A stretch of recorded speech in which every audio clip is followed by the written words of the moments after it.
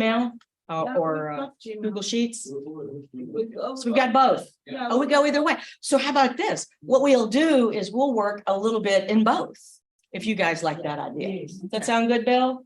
Yeah. Here's a dry range. All right. Oh, we should probably get to it. I was just doing some pre-tech checking to see which way we were gonna go. Edmondson is a dear colleague of ours in the School of Journalism. Her primary area of expertise is First Amendment law. She wrote the book on Times v. Sullivan, which is one of our most important legal precedents. It's under threat all the time. So she's often asked by local, regional and national people for commentary on that. But her other area of expertise is data-driven reporting and journalism. She's a longtime member of IRA. She's a longtime member of many of the organizations that do this stuff. She teaches our data journalism course at both the undergraduate and graduate level. Her other jobs include she's the graduate director for the School of Journalism, and she also has been interim graduate dean for the entire College of Communication. So she's been very, very busy this past year and a half, and we're very grateful that she took some time out to talk to us today about techniques for data-driven journalism. Thank you. Thank you, Bill. It's an honor to be here. I'm so glad to talk to you a little bit about what I have learned as a reporter, and of course now as a professor teaching data journalism. And so with that, I just want to tell you that I pretty much have no interest in math, and I'm not all that interested in computers. So you're probably like, wait, what are you doing? So, but as a reporter, I worked in newspapers in Louisiana and Georgia and Memphis, Tennessee, and covered beats such as, police, government, really anything, poverty, general assignment, sports. I've probably covered it. And so as I began working more with projects and more what I saw as stories relating to social ills and things like that, I found that I needed context. I needed the tools that data journalism provided. So pretty much was self-taught, did a couple of weekend workshops when I was a reporter down in Georgia, and it really did change the way I think about journalism.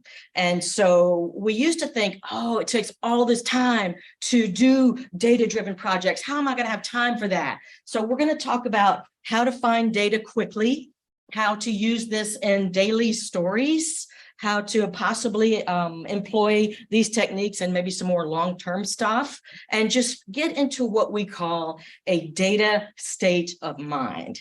And so what my brain typically does, and other data journalists' brains typically do, is when you see a story, an incident, you're like, okay, context, where does this fit into the big picture, right? And so I'm going to kind of come out here with an example that's really famous, but also quite depressing. I've got two of these back to back, which I realized as I was setting this up. Here's a famous example of data journalism that some of you guys might be familiar with, that the Washington Post did. The Washington Post tracked, as you can see here, 8,520 fatal police shootings since 2015. Well, what happened in 2015? Here we had the shooting of an unarmed Black man, Michael Brown, in 2014 in Ferguson, Missouri, that launched the Black Lives Matter movement. So data journalists, when this erupted, data journalists, as we start having this national conversation more urgently about the police killing its citizenry, data journalists said, okay, how common is this? Now you can get data from the police relating to how many police officers have been killed on duty. So you can get that, but conveniently, this was not data that you could request from a local police department at the local, state, federal level. There's no data. So data journalists got together, including one of our Scripps grads, a guy named Wes Lowry, who covered Ferguson and helped create this data set that was compiled using news reports from all over the country and any different way they could find. If it popped up on Google News, they would get a prompt. And so they built this spreadsheet and allow everybody to use it. So I could capture just the Ohio data or just the Southeast Ohio data using their information, okay? And so with that, we have a lot more power to talk about Michael Brown and everybody else who's been killed. This won a Pulitzer Prize. It started in 2015 and is really high impact. One of the best pieces of data journalism, I think, of the last 10, 15 years. Okay. And again, that context is everything. And so with the data state of mind, we're going to talk about 3 different examples of stories today, and you're going to get your hands on some data, and we're going to do some calculations and some sorting and some filtering, etc. So Bill emailed to you 3 spreadsheets. And so if you want to go ahead and grab those, we're going to start with the physician immigration story. And so it is the one that looks like this. Africa physician immigration. And we're going to walk through the concepts of data journalism using this example. And I use this in my classes when I teach in the spring. Okay, so I'll wait for you guys to pull this up. And we'll talk about what it is and how it is that it works. Yes. There you go. So what you would do is look in your email from Bill and then save these files locally to your desktop. Sound good? Yeah, got it. Great. And once you get this particular spreadsheet up, go ahead and do a save as so that you're working on a new, fresh copy. Yeah, it's still loading. Still loading. Very old computer. Oh, yes. In the lights.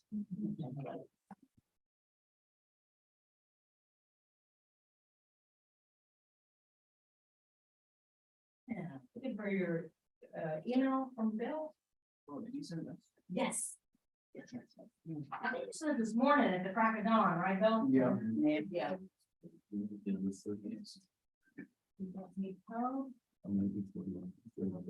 I'll wait for the server. Yeah. Okay.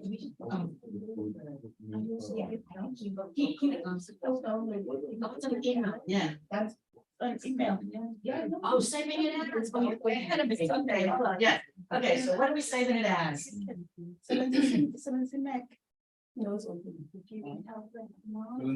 Well, thank you. Appreciate it.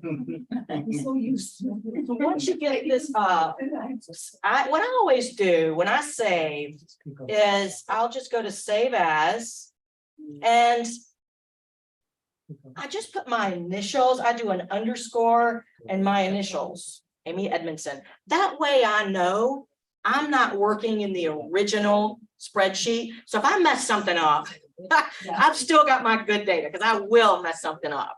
I'll hit a button and go, what just happened, right? And so I know that I'm working from my copy after I put my initials there. And then I'm just going to save it somewhere locally on my desktop or in a folder where all my data is sitting, that kind of thing.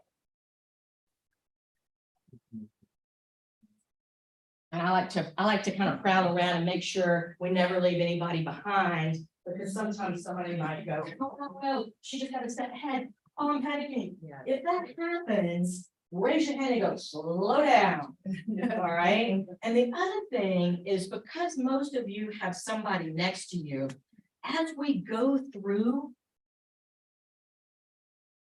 each step, as we do a formula, go ahead and do what I'm doing. Make sure that you have what I have on the screen, and then immediately look at your partner's computer and make sure they've got it too, right? I tell my students in class, look on your students' papers, look on your students' computers, and help each other. And that's what's happening here. Perfect.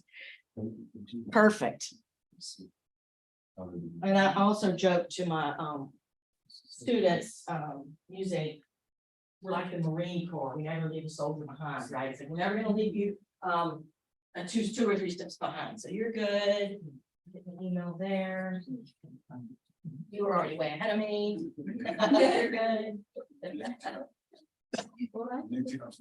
Okay, great. You're at the save as point. All right. And so while you guys are kind of finishing up here, I wanted to use this as an example because it kind of speaks to a particular instance and how you can have one thing happen and you can expand with context in this data. Okay. So now I've got it saved, and it's hopefully you guys in the back can sort of see a little bit. I have had students literally run up and get close to the screen if they can't see what I'm doing. So I'll make it a little bigger. Okay, so while others of you are finishing up, getting this saved and opened, I just want to give you a little background on this spreadsheet. So Excel is software that was created for and by accountants, right? And journalists have taken this software or Google Sheets and used about maybe 5% of what Excel or Google Sheets actually does. And so I'll show you today the bulk of what most data journalists do. And there's an incredible amount of power in using these spreadsheets to find these patterns. I had the great good fortune of being invited to Kenya to teach data journalism alongside a conference that was happening, that was a regional conference in Nairobi about health communication. And so these are a bunch of doctors who were all together, and journalists came to cover this big health conference in Nairobi. I got to go with the journalists and then help them with the data part. And so there was a guest speaker at this health communication conference full of doctors and medical folks. And they were talking about how what we know about science, what we know about preventing disease, that kind of thing. How do we take what we know about preventing disease and get it to the public? What kind of media do they consume? Is radio the best? In many instances it was. Just kind of now, how do we get it to your phone? That kind of thing. And so that's what the doctors at the conference were all talking about, health outcomes on the continent. And so a lot of these journalists that I was hanging out with were assigned to cover the keynote speaker of this big conference. And the keynote speaker was talking about health outcomes on the continent and how to improve them, how to have lower infant mortality rates, lower maternal mortality rates, you name it. And what she said in this keynote address was, a really big issue we're having is the brain drain, and I quote, of physicians who have left their home countries in Africa and gone elsewhere. So we do not have enough doctors. And so to me, that's a great quote. Brain drain is pretty powerful. I was like, hey, it's pithy. And so if you're a reporter, you're covering this speech, the keynote speech, you're going to say, this is what this, learned MD said about one of the big issues we got to solve is keeping physicians home. All right. And so, yeah, you could go back to your newsroom or sit there and write your coverage of the keynote speaker. But that's being a repeater. And that's okay. Do that, but you want to be a reporter. And so you're asking yourself as a data journalist or someone who's interested in data, context. Is this true? How many are leaving? Where are they going? So I get back to my hotel room. We file the story that covers the keynote speech that says what they said, but the story has legs. You got a second day story that says, maybe if you can find some data, how bad is this situation? So I get online, literally Googling. I'm Googling physicians, brain drain, Africa, physicians leaving. I mean, any kind of just, I don't know, I'm no expert in Googling things, but what popped up was this spreadsheet. And I'm like, okay, what is this? Who is this? So then you start kicking in with your traditional journalism skills as you're going, okay, I'm about to use a source. You're using what you know as a journalist to evaluate the credibility of the source, the human being. You do the exact same thing with data. What is this? Is it reliable? So I get on this website, and this is typically where you're going to find the source. The Center for Global Development. This was on the spreadsheet that I downloaded that I got off Google. And the source was a couple of academics, medical leave, a new database of health professional immigration from Africa. And then I say, oh, okay, they're in Washington, D.C. All right, we'll check it out. So I did some work, looked at their website, came to the conclusion that these guys were highly credible. And so I was like, okay, I can probably use these guys as a source. And then I say, okay, how did they get the data? They tracked physicians born in African countries appearing in the census of 9 receiving countries. Wow, what a ton of work. But a couple of academics did it. And they're going to be thrilled when a journalist comes along and goes, hey, I'm really interested in your work. I'd like to interview you. I want to use your data, etc. And so this, even though the census is every 10 years, and this is 2000, you would definitely be going, okay, where's the 2010? Where's the 2020 if we've got it? But I would argue that even if the census data is a little bit older, that shows a pattern. And wouldn't it be interesting to get newer census data and older census data to see how this pattern came to be? All right, so now let's do some data analysis, shall we? All right. So first thing you do is you interview your data. How are the data organized? I look to see what's here using just common sense. It looks like it's alphabetized by the country, all right, where the physician is from. And then these are the receiving country. So this would be in cell B2, right, B2, 45 physicians left Algeria and have shown up in the census in the UK. All right, 50 have come to the US, big group, language similarity, of course, 10,000 in France, etc. Okay, so that's how that's organized. And that gives you a feel. There aren't any totals, right? And you'll notice South Africa is a receiving. Interesting. And then if you scroll down, since this is alphabetized, you'll see there's also a row for sending. Okay, so we're going to do a little analysis to just see what we're looking at in terms of numbers and find ourselves what we call that contextual nut graph that says this is the big picture of what the situation is according to this keynote speaker and this brain drain quote, right? All right, so is anybody not here? Is everybody with me? Everybody good? Okay, so let's do our first formula. Right?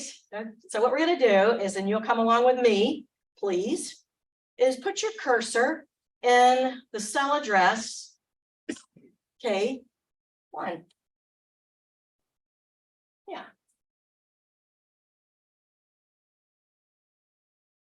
And you're going to write total.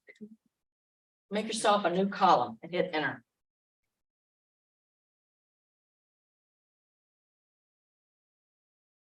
Now, when you're going to hit the equal sign, okay, you are queuing this accounting software.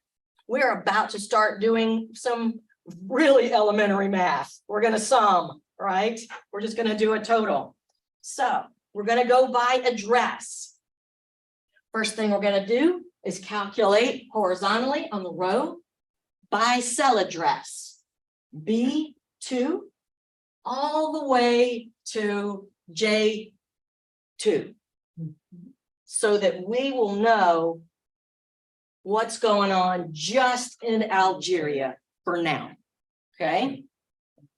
So equals, and then sum. You're going to open parentheses.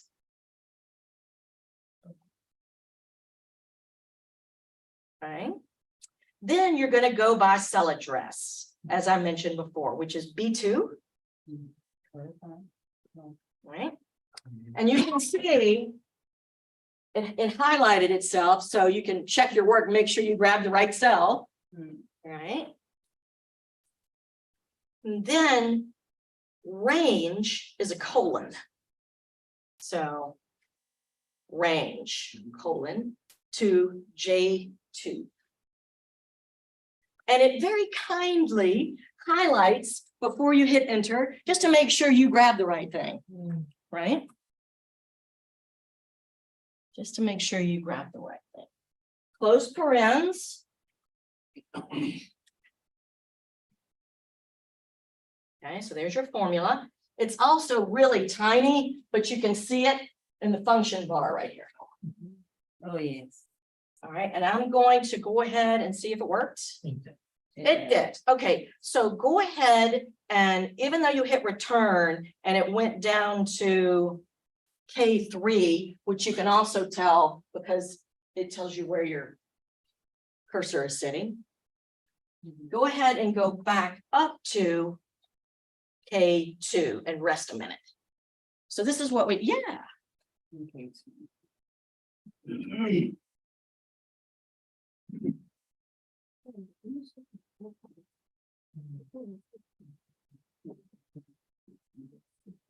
Oh, yes. What you need is sum right there. You want to tell it to sum in between the equals and that first parenthesis.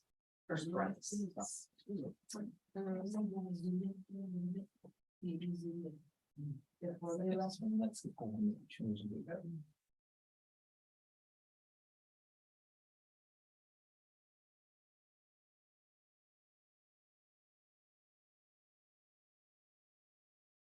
Oops.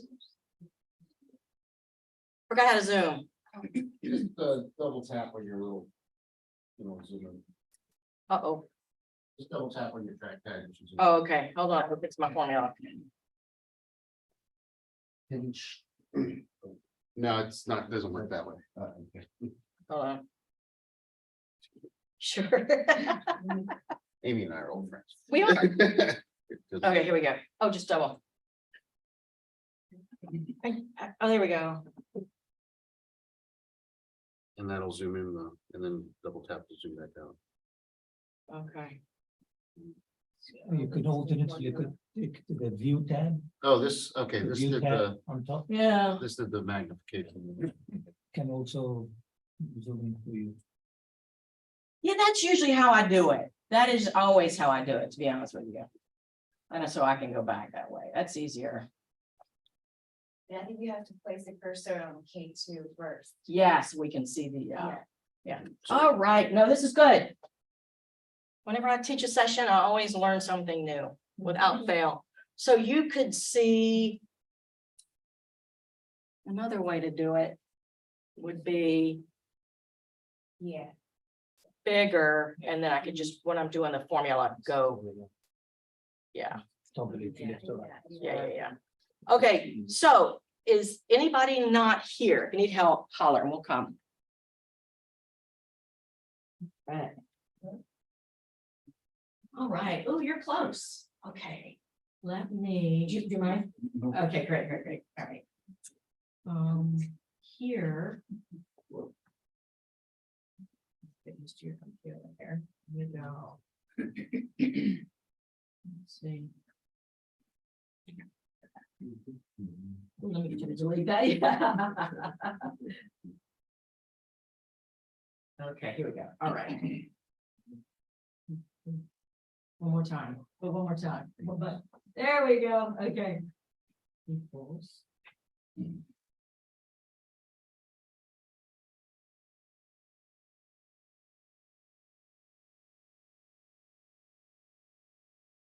That should be it.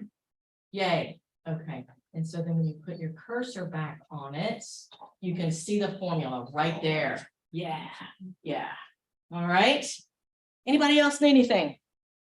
Thanks, Kay. Appreciate you just kind of lurking around and helping us out. All right. This is the beauty of Excel or Google Sheets or whatever you end up using. So you can have a million rows, not exaggerating. And this will copy down automatically.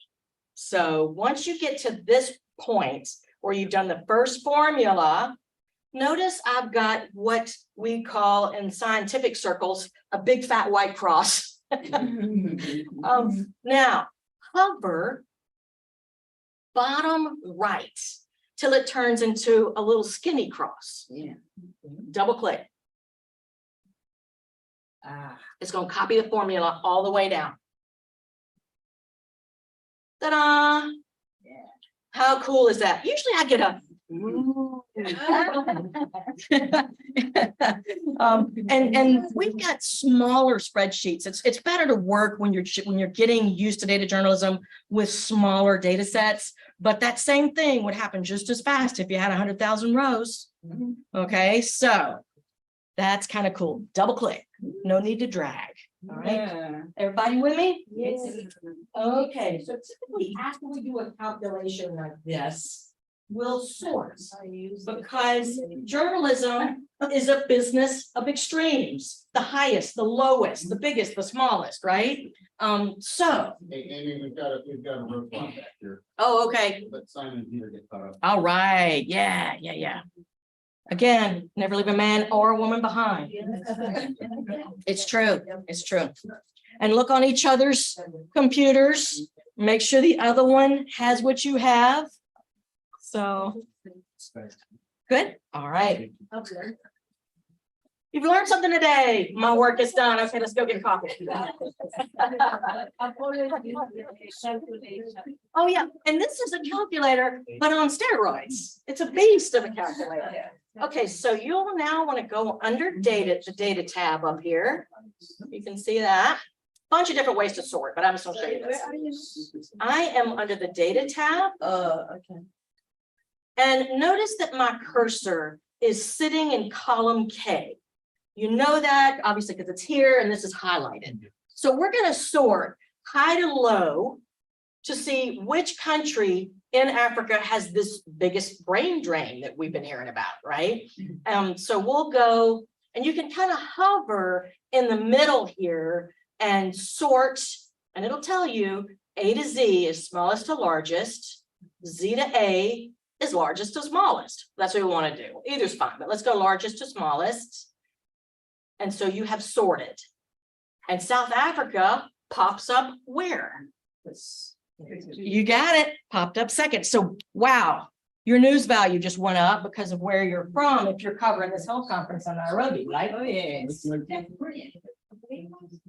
Yeah, you want to go a little different. Let's see. So, yeah, okay, so. It's a big place.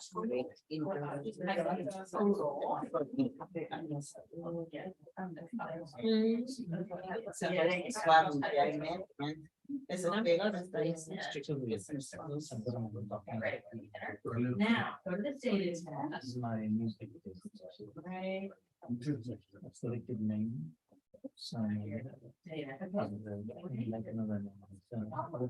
Touch your screen. It's a gold screen. You wanna go see it and me? That's. Oh, we do generally. See it and me.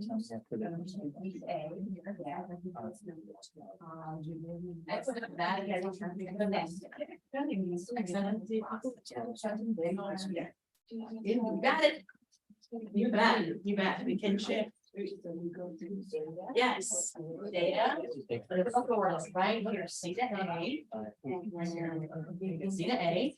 C, largest to smallest. Good. Got it. Highest to lowest. Yeah. Yes. Good. Everybody good? Good. All right. All right. Now, whenever I do a calculation and sort, it's not a bad idea to save your work in case something. So I save from time to time when I'm doing calculations. And it's important to remember that you can always come back and look for your summing formula because it's going to be right here. So you'll always have that formula once you save this document, right? And if you want to do some super giant cheat sheet notes on sorting, for example, like I would, when I was first learning how to do this, I'd be like, okay, go under data, sort Z to A means largest. Now that way, when I get out of the class, I'm like, I'm going to actually remember this and use it. So I see some of you are already building your super giant cheat sheet. Okay, good deal. All right, so this tells us then that according to these two academics at the Center for Global Development, that yes, in fact, it appears that 8,197 positions have popped up in countries not their own. That's really a powerful contextual sentence that really is going to help your story, don't you think? So that's a lot better than just being a repeater of what the speaker said. You're also being a reporter. You're going on the hunt, trying to figure out if you can find this data, right? Now let's do this a different way. Scroll down and put your cursor on A56. You can tell your cell address. And you want to have a space between the last piece of data and where your cursor is. And I'll explain why in a minute. So go ahead and type the word total. You want to label your work always. Then put your cursor in B56. So you're lined up under that first row. Now let's sum the other way. We're summing vertically instead of horizontally. So you know your sum formula now, and that is equals sum, open parentheses. We know it's B2, but you can go take a peek if you need to see where the data started. But we checked and it was B2. You're doing the range, colon. That means the range. Sum from here to here. And then what's your second cell address? B54, you got it. Okay, and it highlighted it for you very kindly. It's a relatively new function. Okay, close parentheses, enter. And so UK received 15,000 positions. It's really kind of amazing. Think about it. It's really amazing. There's a lot that's coming to my mind. Good, good. What do you, journalistically, you're thinking, Yeah, okay, what am I going to do here? I'm thinking the countries that probably, when we look at stats, whether from the UN or WHO, Yeah. that have better health outcomes, they achieve those because of other countries, not because of There, oh. Yes, yes. Yeah. That is, That's yes, interesting. and there are so many story ideas in this spreadsheet. Yeah. This is just the beginning, and we're making that conceptual leap, right? From just a awful looking grid of numbers to really meaningful journalism, right? Oh, sure, okay, equals, okay, sum, SUM, you got it, open parentheses. Let's see, I think it's right here, without a space, yeah. There you go, parentheses, and then the address is B2, the very top, there's a header, and colon B54.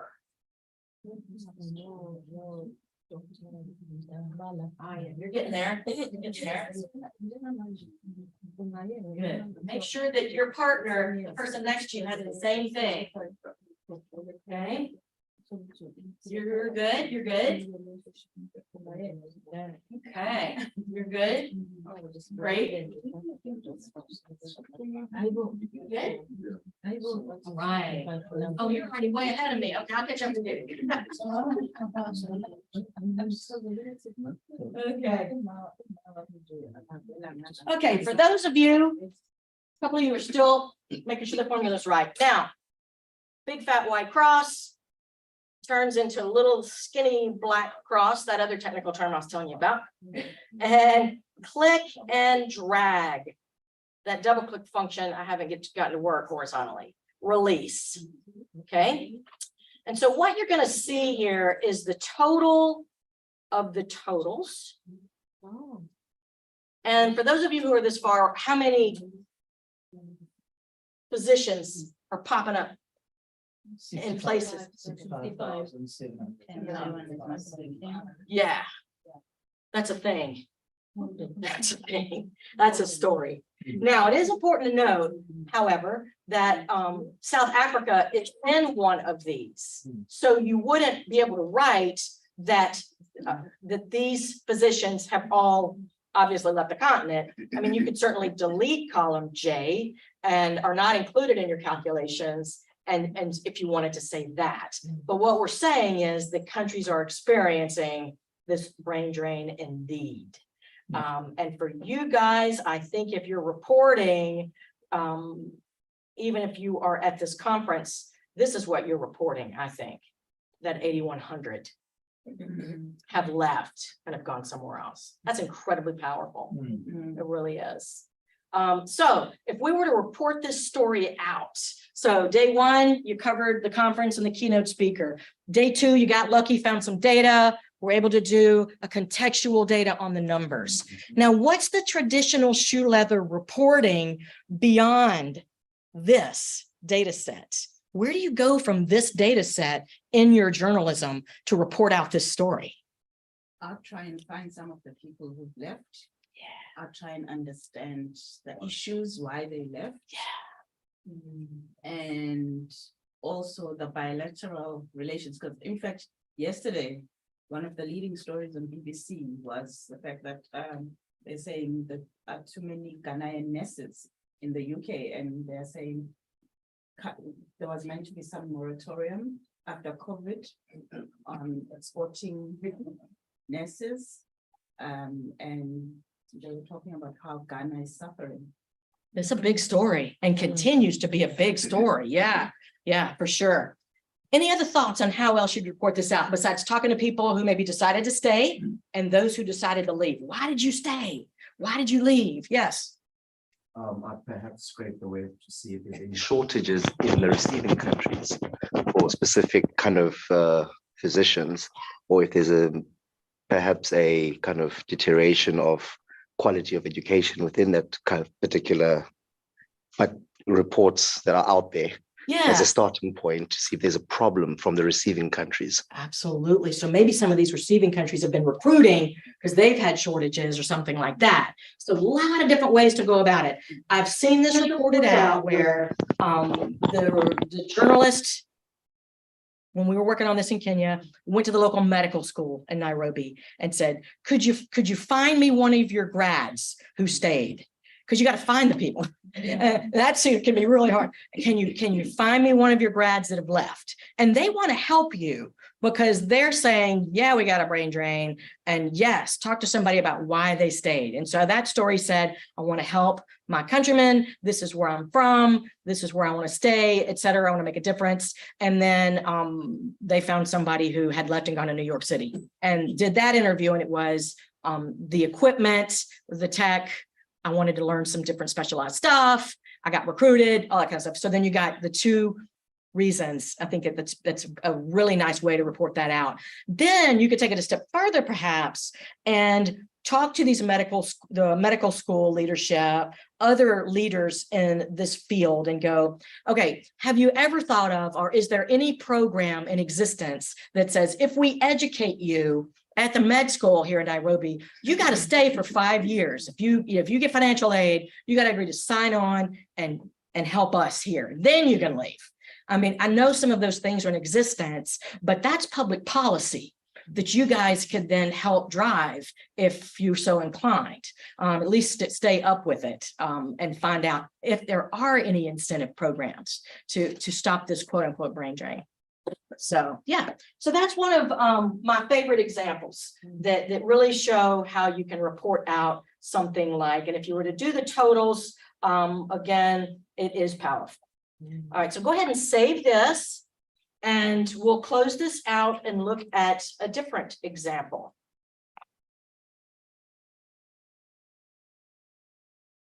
We're going to call up the CPJ data set. It's the 2023 data. This is Committee to Protect Journalists. Some of you might be familiar with it. There are other groups like this, but these guys also found them, just by Googling, literally, okay, who are these guys? And so the CPJ website's fantastic. If you ever want to go to Committee to Protect Journalists, there's tons of news on here. I always, as a data journalist, want to look at the data, and there's usually a data tab somewhere. So that's where I want to go. And I was interested in journalists killed, and I'll explain why in a minute. And so this organization, this nonprofit, has been tracking journalists killed in the line since 1992. And I know there are other international organizations that do this, but these guys are international as well. And I like We like the word South African is there. yeah, we're gonna check it out. Yeah, very cool. And so whenever I see something like this, right? This is all good and great and pretty, but as a data journalist, I want to look at what's under the hood. What's driving this? I want to look at it myself, do my own analysis, right? So once I see this as a data journalist, I'm like, yes, there's data here. And so I've been on this website a lot, and I was just able to scroll down, and you will see this more and more. Download the database, hot diggity. Whenever I see that, my heart's just like, oh, I have found what I need. And so it'll usually download as a CSV file, comma separated value. If you see CSV, be happy because it'll open in Excel. You can save it in Excel. It's just fine. But it'll cross platforms in a way that's very convenient. Okay, so I downloaded the database. That's how we got this from CPJ. Now, what got me interested in this was a particular example, because every story is local, right? And so we had a guy who had graduated from Ohio University who was killed in Libya on assignment. Photojournalist named Chris Hondros, who was, it was pretty big news, but a handful of journalists were killed at the same time in Libya, getting caught in crossfire. There's a lot of news on this. He didn't get as much coverage because there were some really famous journalists with him. Tim Hetherington, who did Restrepo, the documentary, was the bigger news. But for us, local story. Yeah. Right. And so we the students here in the student media interviewed his professors, found his friends.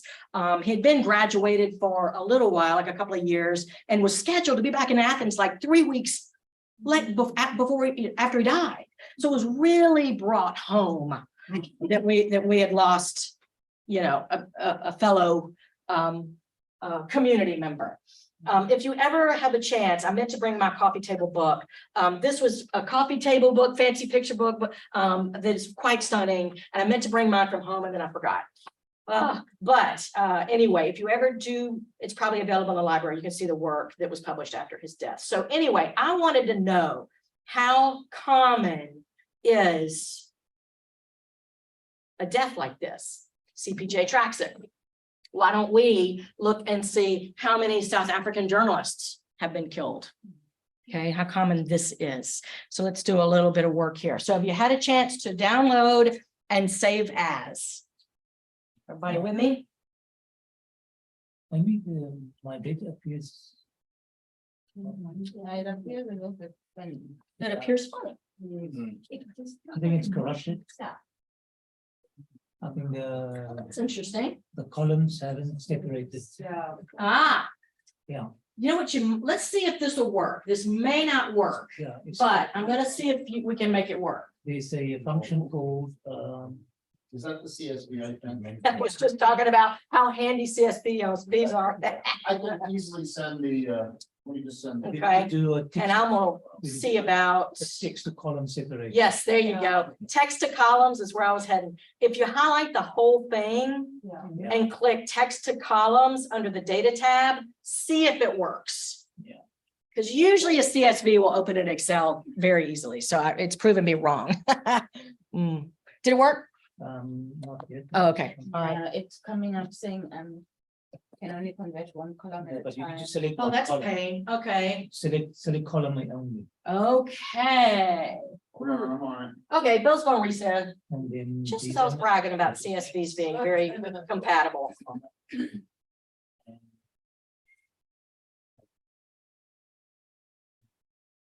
You just see what happens though if people run. Yeah, Yeah, sometimes you'll get data that's all lumped together in a column. So that's just a good thing to know. okay. Under the data tab, text to columns. Did it work? Yeah, okay. Did you go column by column? No, I just All right, selected everybody, column I A. just resent to your email the Excel file. So it's on its way. It's all Thank you. Of course it is. Thank you. Yes.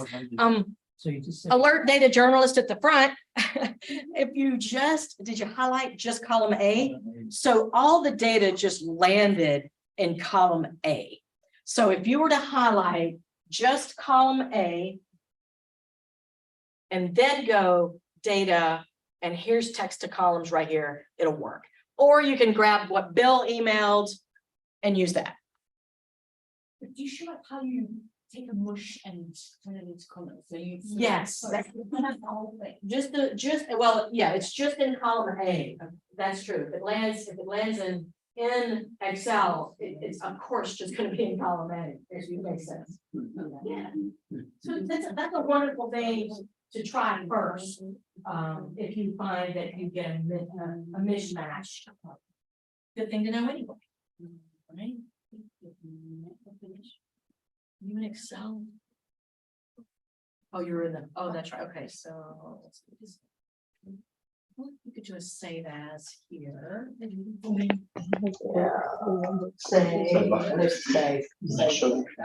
Yeah.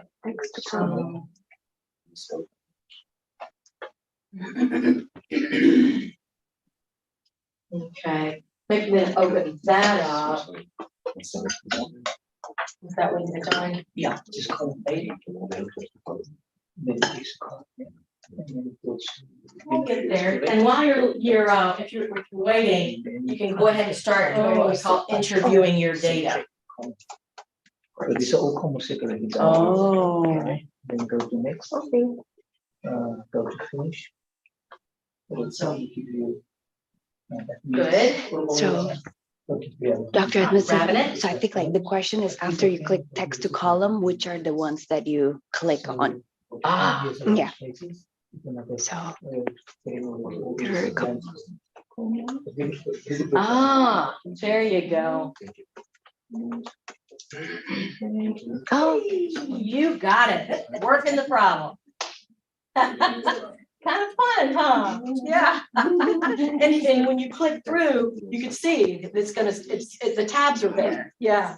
How y'all doing? Oh, you're set. You're good to go. Oh, yeah, you're good to go. All right. Looks like we're there. Okay. You're good. You did it. I actually cheated because I just called not a cheat. Not a workaround.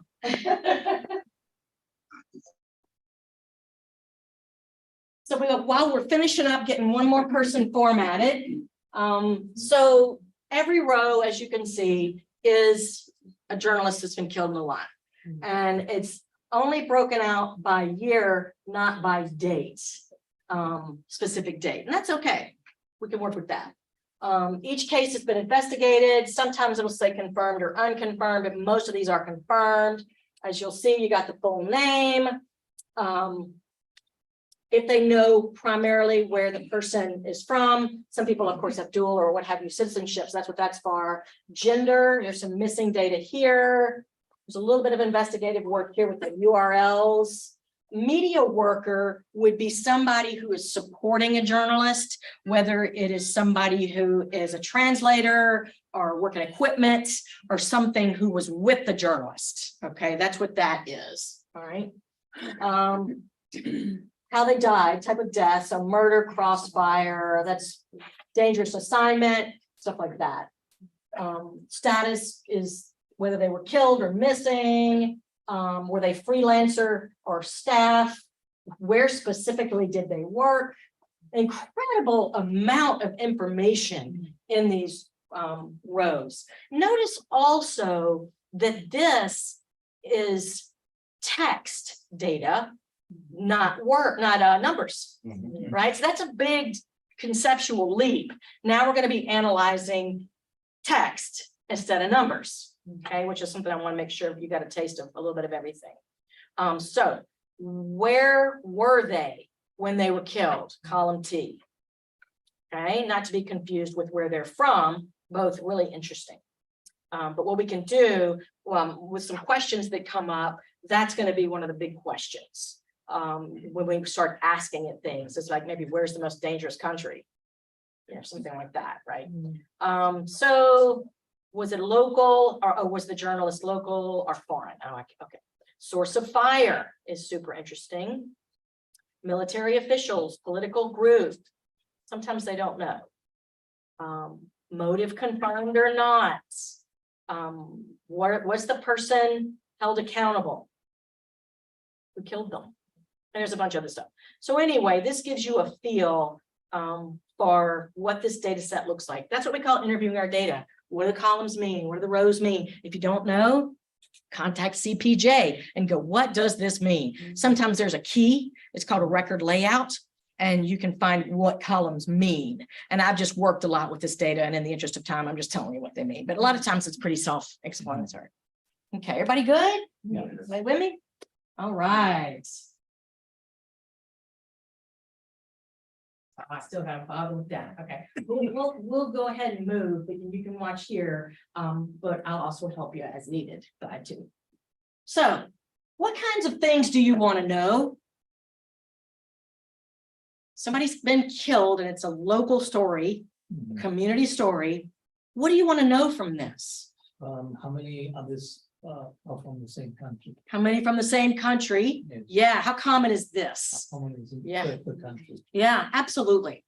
So, No, just wanna say that Yeah. the jobs that they were doing, because those also, these groups that are really similar. Yeah. Photographers, every time, so the types of jobs that they do. the type of job, I'm kind of curious now that you say that, you've made me think, is it going to be photojournalists more because they have to be right there and reporters maybe don't have to be quite as close, perhaps? I don't know, we can look. Any other stories? Yeah. Which media companies are very active in those areas? Oh, yeah.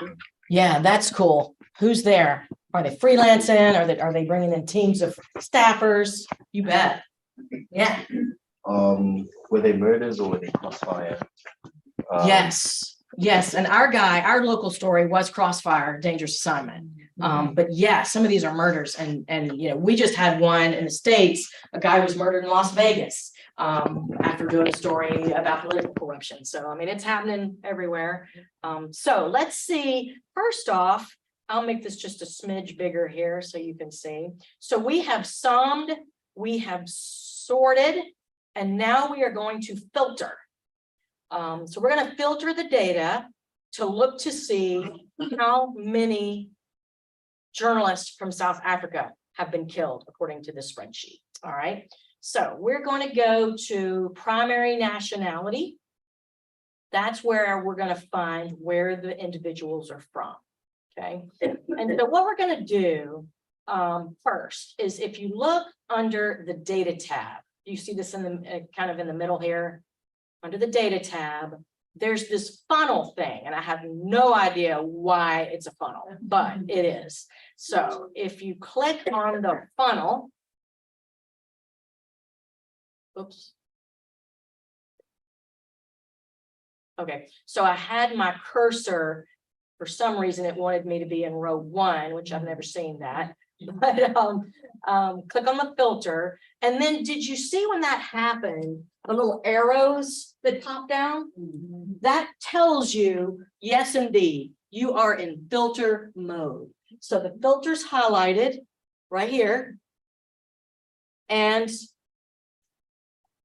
you got the little arrows. Now the arrows, when you click on one, and we'll just go ahead and click on column E, primary nationality, you'll get a selection of everything that exists in the column at least once. All right. So that's how you know what's there. So I'm gonna take it to the top. So I'm gonna unselect all. If you see right here, I'm gonna unselect all. Then I'm gonna go on the hunt for South Africa. You could type it into search right here, or you could, since this is alphabetized, do a quick scroll to South Africa. Okay, so that means you have filtered everything out except what you want to zoom in on. Now I'll get rid of that little box by just clicking anywhere. Okay, so I'll stop right there, but I do want to ask if anybody can tell me how many deaths according to this data in South Africa. In South Africa.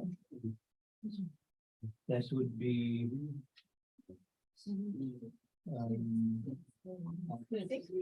Yeah. 6 years. And here's what's great. You don't have to hand count. Look in the bottom left. And it says 6 records out of 2,186 total found. So 6 South African journalists have been killed, according to this really comprehensive data set. Okay. Got it? Yeah. Got it. Filtering is incredibly powerful. It's a lot like sorting in that way. Okay, you guys are together. Yeah. Oh, actually, yes. But the government did help him. So sad. It's 2019. Actually, the government, our government didn't help him. So that. And that's for We are on our own. But it says crossfire. There's a story, It right? says crossfire. Yeah, like what happened? Great idea. Let's Google him and find him and figure out what his situation was. For sure. That's recent. That's super recent. Yeah. And maybe it wasn't reported on. I don't know. Maybe it wasn't widely reported. I don't know. Yeah, you know. Okay, let's find out. Yeah, you got it. You got it. How did you copy him? Oh, you just copy and control C. Go to the It's alphabetized, so you'll go to- that's the series. There you go. Where it starts, yeah. Yeah. Yeah. Control C. So India. No, You no, guys are no. good. Yeah, you can stupid word. Great.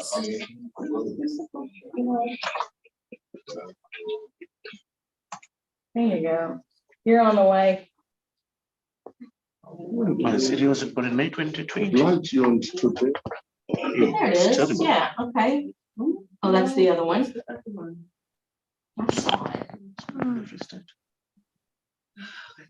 Did you find it? Yeah, on There, this 24. there it is, yay. This 24 reported on it.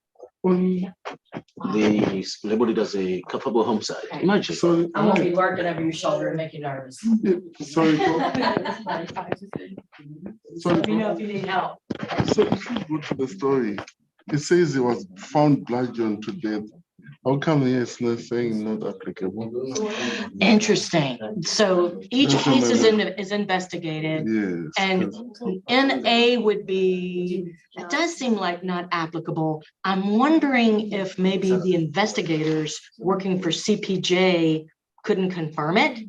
Because it's CPJ. The NA can Oh, it also- is. CPJ, but this is Oh, bludgeoned oh, not to death. available. Yeah. You know what? That's a great question. Because it's CPJ's Yeah. information. That's right. They should know. They should- I'm thinking that's such a real world fabulous example of what we call dirty data. And dirty data is, it's only as good as whoever entered it, and a human being entered it. And it could be that this data set, I might have downloaded this data set. And then the investigation was completed. I don't know. But that's a great question. And when you got 6, you definitely need to look into each and every one. Because this was reported on May. Oh, actually, there's a date as well. You see, killed in South Africa, May Okay. 22. Yes, it says here, not applicable. Are not available. Not available. Yeah, my guess is this, the spreadsheet that I downloaded was, gosh, that meant I downloaded it a long time ago. Interesting. But what you could do is now that it's your data set that you've downloaded, you could fix it. So you could literally, there's nothing that says you can't put your hands on and tweak this data yourself. It's not some sacred thing. You're adding information that you got that spreadsheet didn't have. But then we can also fact check that report. So Exactly. it's not final report. You finally can should. fact check the reporter that did that story. Yeah, yeah, because this is the beginning of the reporting, right? The data is just telling us what to look for. Now we gotta go look for it. It only gives us the stars. Yeah, very real world. We can go back to the story and like do a follow-up investigation. Yeah. It's very strange. Yeah, I mean, there's so absolutely. little people here. Yeah, But quite horrifying. It just sounds like a terrible crime thing. yeah, you got a story, for sure. Yeah. And it could be done at any time. It wouldn't have to be an anniversary, a family. So many things you can do. Yes. So many things you could do. Did you get it? You're good? Okay, good.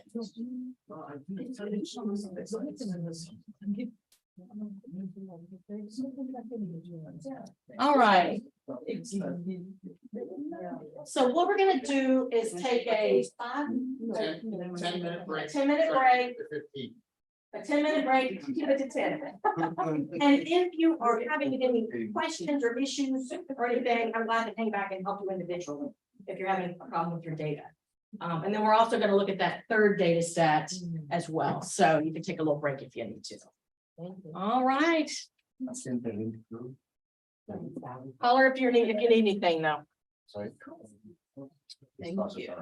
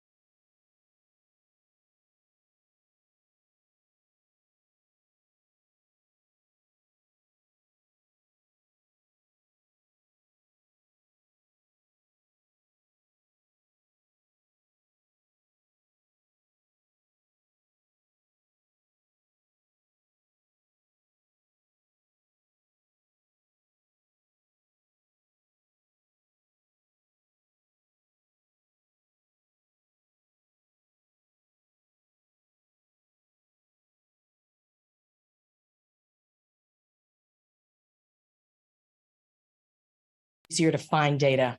And nonprofits are such a great source, especially if you are from a place where your government is not as transparent as you would want it to be. And what government is as transparent as you want it to be. One very powerful way of searching for this kind of data, especially if you know that the data is it's online Yeah. in Excel format. Excel is. Yes, we're gonna talk about that on the advanced search. I'm gonna show that screen and then those will pop up. That is so handy. File type, colon, XLS, yeah. So go searching on very specific, Data's only as good as. Yeah. the dot Excel is That's how I found this originally. I didn't actually go through the CPJ website because at the time I didn't know who they were. And when Chris Hondros died, I was like, journalists killed in the line. XLS file type, and this popped up. That's actually how I found that website. It's pretty good. And you know, I have found even do like PowerPoints, we'll find cool stuff on different sources or different agencies. It's amazing what people put online that I guess maybe they think you're not going to find. So, or you could do it by domain name. Like we could just look at ohio.edu. Yeah. So we'll talk about that a little bit as well. Yeah. And you already knew text to columns too. So speak up. Yes.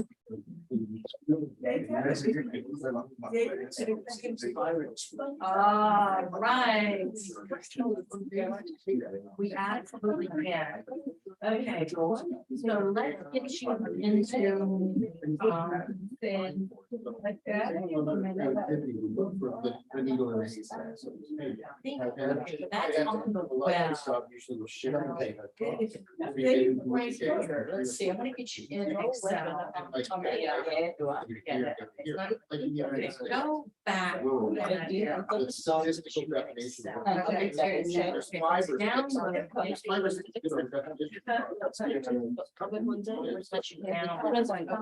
And then she's that's the. This is what the US. Okay, so let me do, Applied the same. so that is not an Excel. Click here, let's see what's going on right here.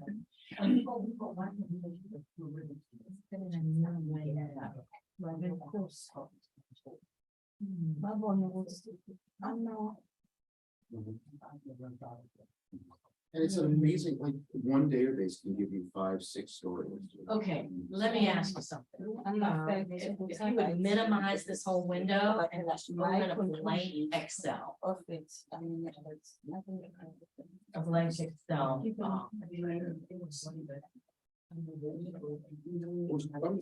Sometimes the That data word, is well, not Excel.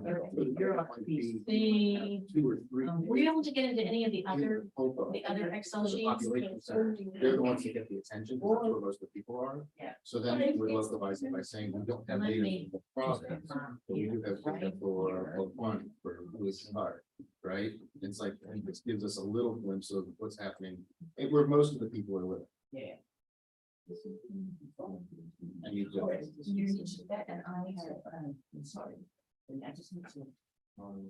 And it's very quick.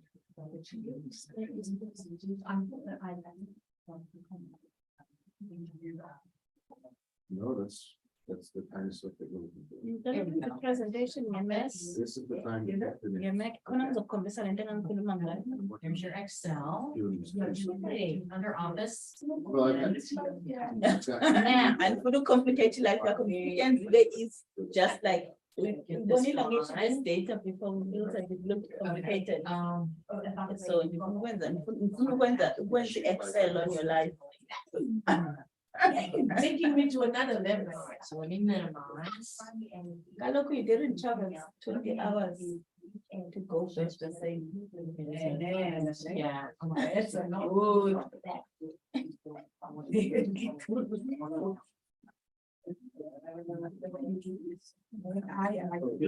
That is what I would program. This is the tiger thing that I ate. I ate a tiger, guys. Wait. We'll get there. Okay, one more. There we go. We want to go. Okay, so now open the Excel again. Make it when she more. It's on a Silvino, Galapa, which was I saw such a good lunch and a lot. Right here.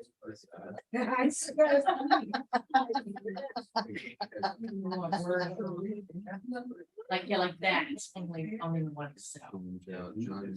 That can go. So we don't want word. But we want to do the exact same thing. Yes, it's double volume. Yes. There we go.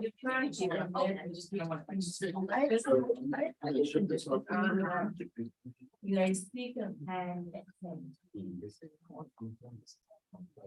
Yeah, we'll probably have everybody on this day.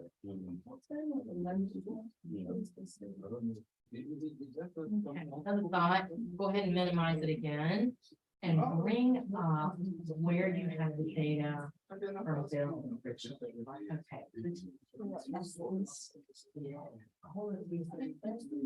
Okay. Okay, so that's the first one. Let's see the CPJ. Last year, we'll delete this one for now. Which one? told you. Yeah.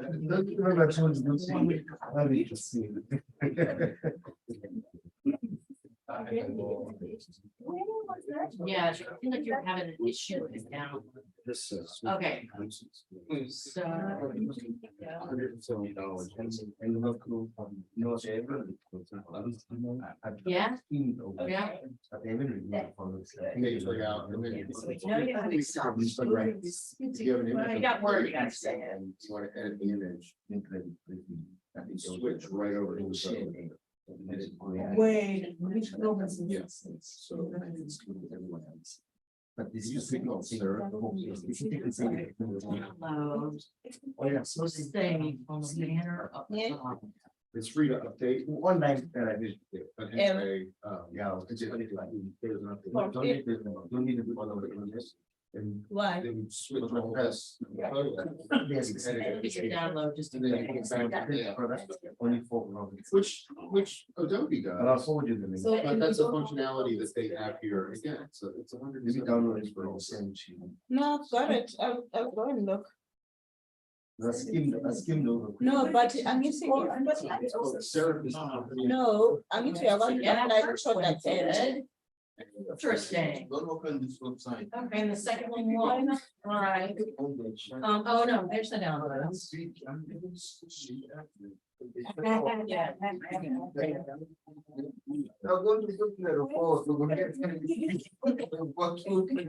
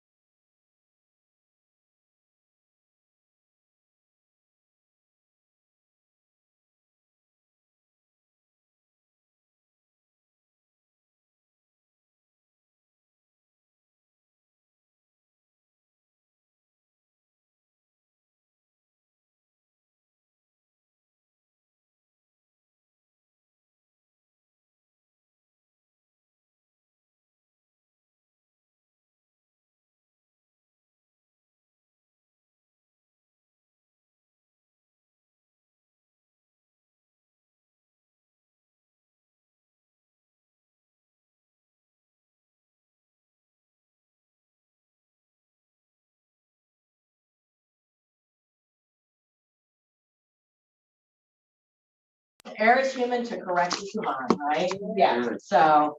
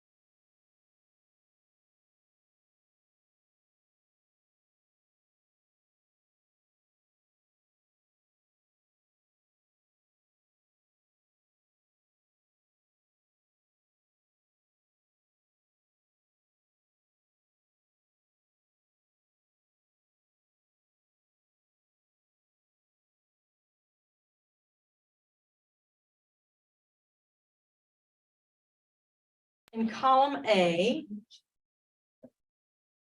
And then go to the sort button under the data tab, Z to A, high to low.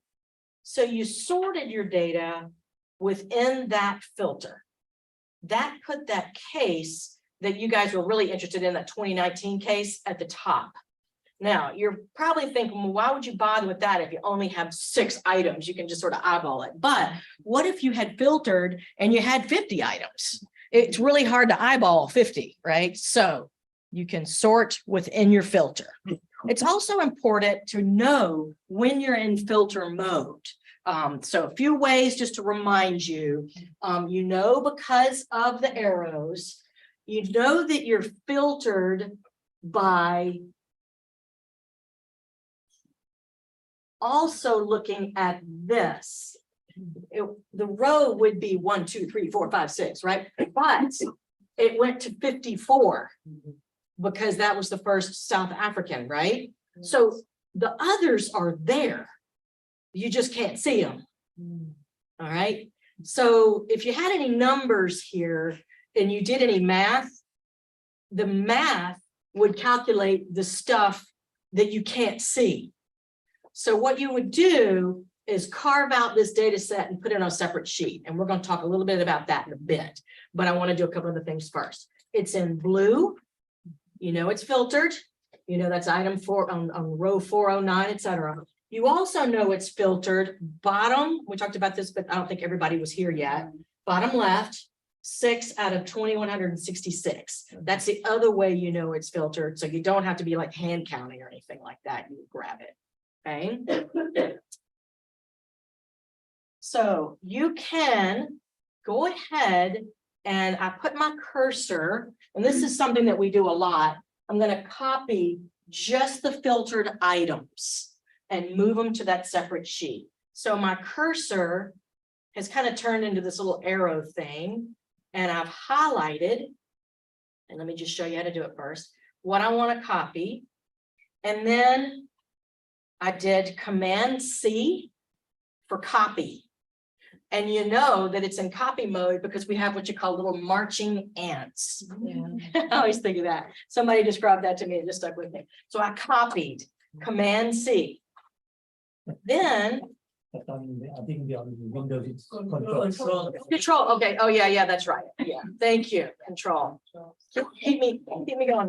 Now, then I'm gonna go down here to this plus sign. There's another sheet, we're gonna make another sheet. Okay, so my cursor automatically went to the cell address A1. And I'm gonna paste, Control or Command V is in Victor. It's just like Word, right? That's one of the great things about working in Excel. And Google Sheets has copied this as well. But if you've worked in Word, you know, Command or Control F is fine, you know, C and V, all that stuff. And so you got it. And then you can just work in this. Now, I always label my work because I might go to lunch, come back and forget what I did. So go ahead and double click where it says sheet 2. Double click and type in South Africa. And that way you have your subset. It's really common in data journalism, let's say, to get a big data set of, like in the US, it'll be like all US data. Then I might carve out just Ohio data and work with the Ohio data. Or maybe it's by county. So I might carve out the Ohio data and then the Athens data. Just depends. So that's how you carve out a subset.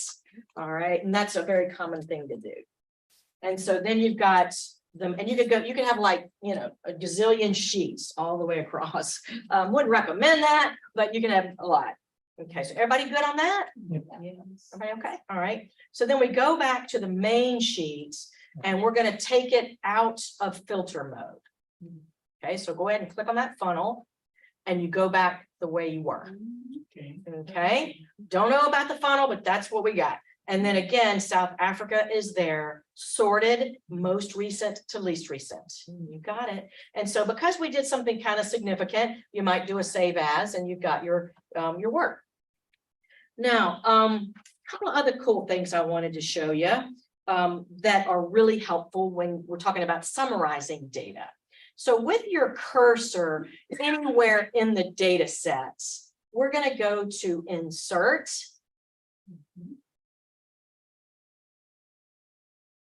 And pivot table. A lot of power in a pivot table. This is going to be cool. So pivot table. And it's going to ask you, do you want to grab the whole table? Yes, I always do. Do you want to put it in a new worksheet? Yes, I always do. So I always just click through. And this will make a little more sense when we get there.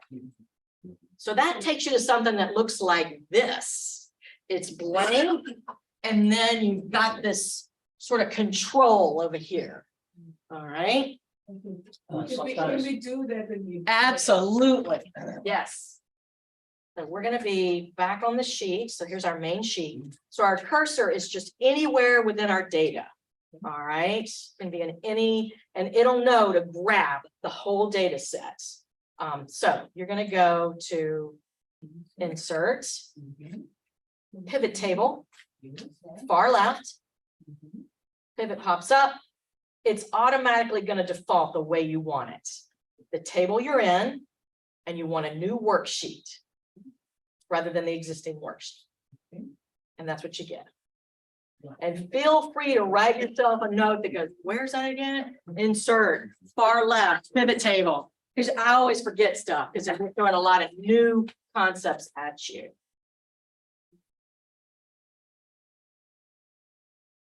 And so this is kind of our command center on this side. And what's cool is you can toggle back and forth between the main sheet and your pivot table sheet. If you need to refer to what was I going to look up again or something like that. And so what we're going to do now is determine where the most journalists have been killed. Summary data is what we're talking about. And so you want to just make a note to yourself, because you've looked at the key that CPJ, you trust me, that this is the country they're killed in, column T. All right, so we're gonna toggle back over to the pivot. And we're gonna come over here to where the field names are. So these are all of the names. A field is a column. That's the same thing.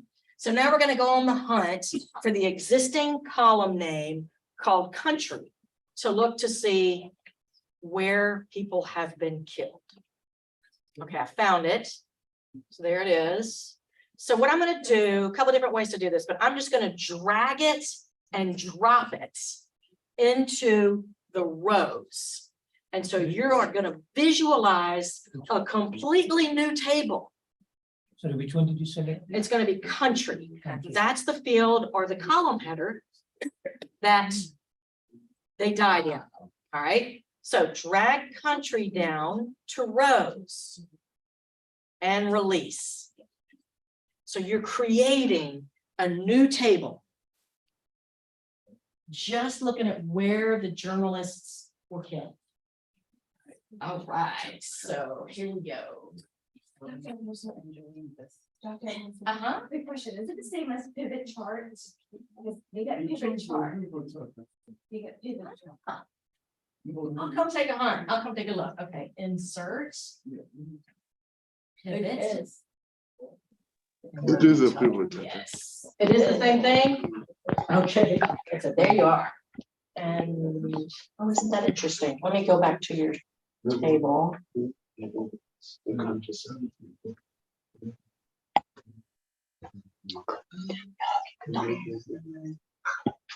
Should be.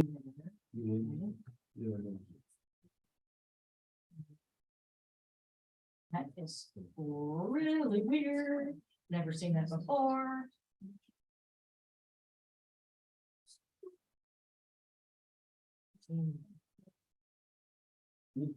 See something new, I promise. Whenever I teach this, okay. Insert. Table. Oh, new worksheet, new worksheet, new worksheet. Yeah, that should have been defaulted as new worksheet. Oh, but look at that. All the fields should be there. Is yours working? How do you get to country? That's all. Yes, I will show it here. Okay. A new worksheet. Oh, it should automatic. Oh, okay, okay. Click OK. And then click OK again. All right, put your cursor. I guess cancel. There we go. Okay, so your cursor is there. Y'all are having an interesting time. Thank you for letting me just hop on your computer. Okay, so your cursor is within. Okay. I haven't seen it, just hop on. Okay, so there's the range. It automatically knows the range. New worksheet. Okay, that one worked. Okay, that one worked. Now, this one didn't.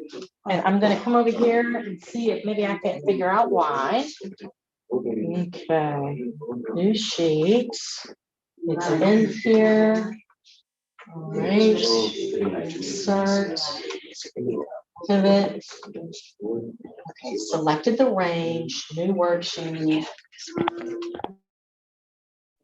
I don't know why it didn't work, y'all. But I guess bottom line, when that first dialogue box pops up, it should click on through. Everybody with me? All right. Y'all good? Okay, yeah.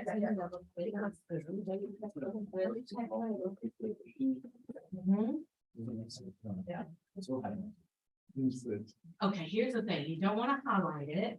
So just click on any cell within the body of the data set. Just like, yeah, there you go. Just click right there. Click. Okay, good. Now, insert tab. There you go. All right, far left for pivot. Yes. Oh, there you go. Oh, so it should automatically pick up the range, and it is not. That's interesting. Let's hit cancel there and click in a different. Let's click like just, oh, I don't know, somewhere in column P. Yeah. Yeah, just in, yeah, down just a little. There you go. Okay, now let's go to pivot again. Oh, there it is. Okay, see what happened was Excel automatically should recognize that range. That is all the addresses of that whole table. And I always just ignore it because I don't want to like look at all that gobbledygook. It's like I can tell that it picked up the range of the whole table. You got it. Great. Yes. Let me look and see what's going on here. Same sort of thing. Do you have a Okay, okay, all right, so we're gonna put the cursor anywhere where there's data in a field. Okay. Insert.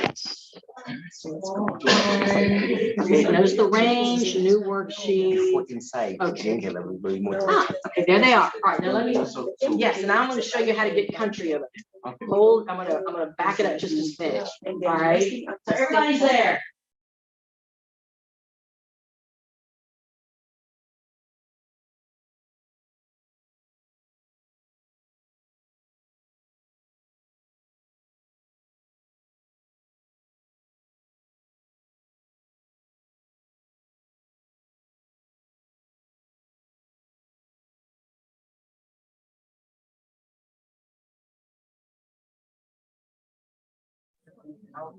Okay, so you have a range, and then you're going to make one.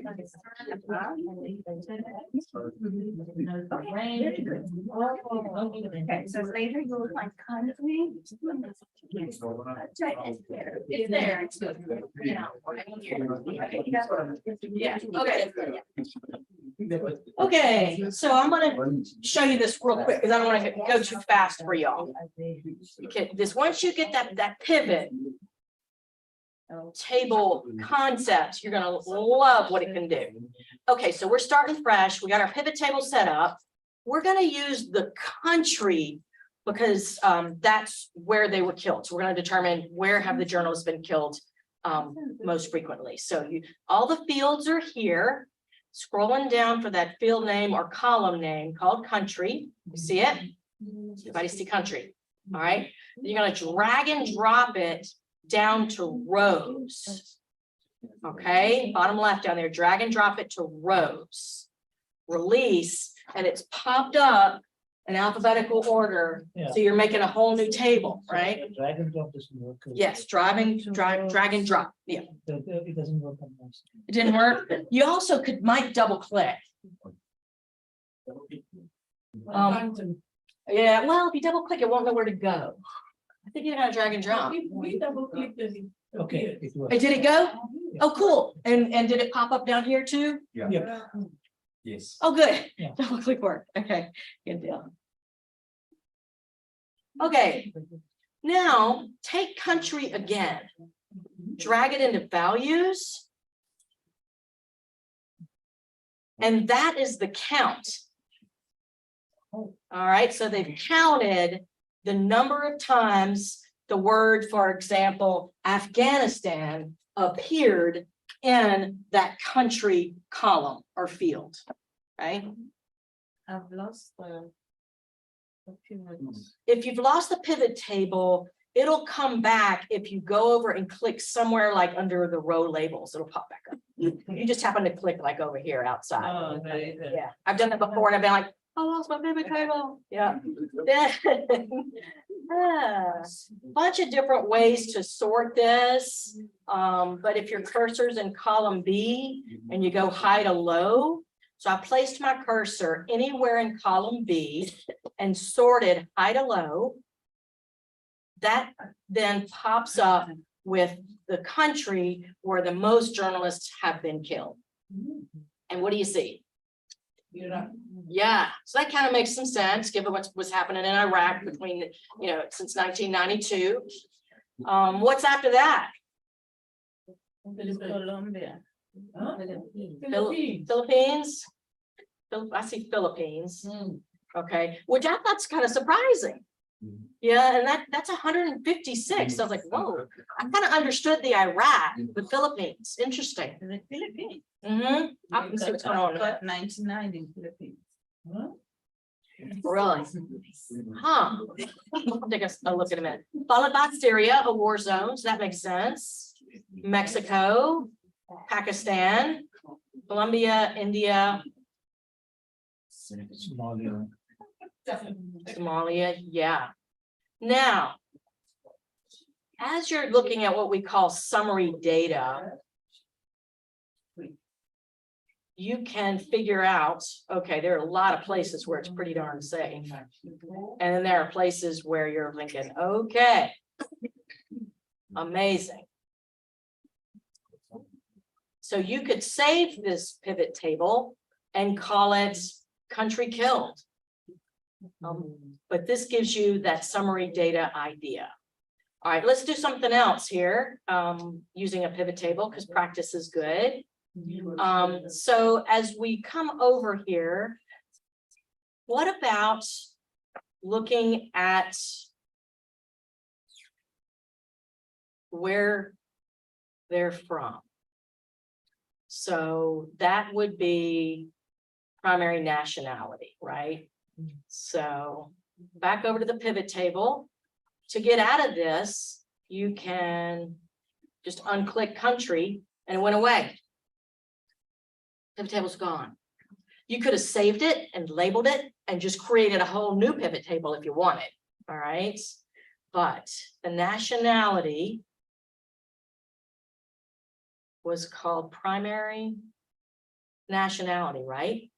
So let me drag it down, rows. There's primary nationality. Drag it down, values for the count.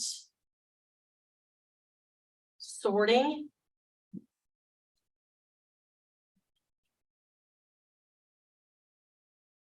Iraq again. Iraq again. So it is journalists from Iraq who have been killed in Iraq. Okay. Syria, same deal. Philippines, same deal. Mexico, Pakistan.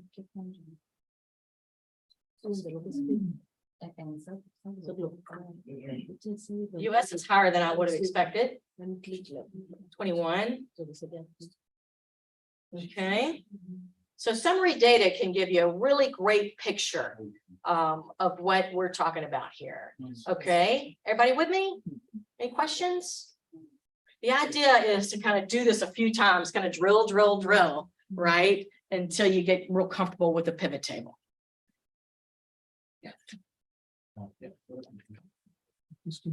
Yeah, got it?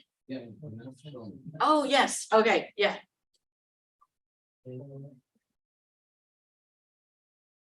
Okay, okay. Got it? Okay. So, primary nationality, you want to drag it to row.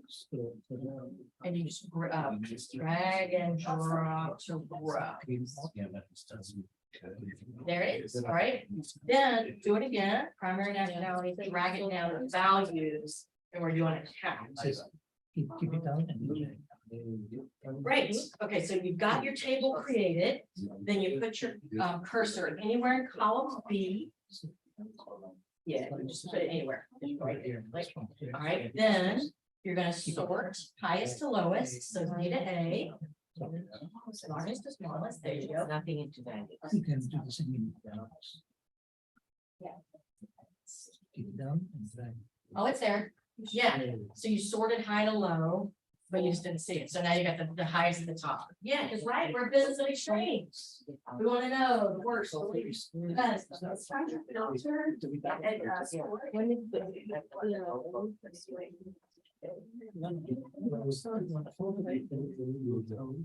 build. There's no filter thing. Using Excel on Mac is a problem. It's not a problem. Well, it just kind of depends on what you're used to. So it looks like you've got two of these. How about you delete column? Oh, delete one of these. Yeah, either one. Yeah, and then just No,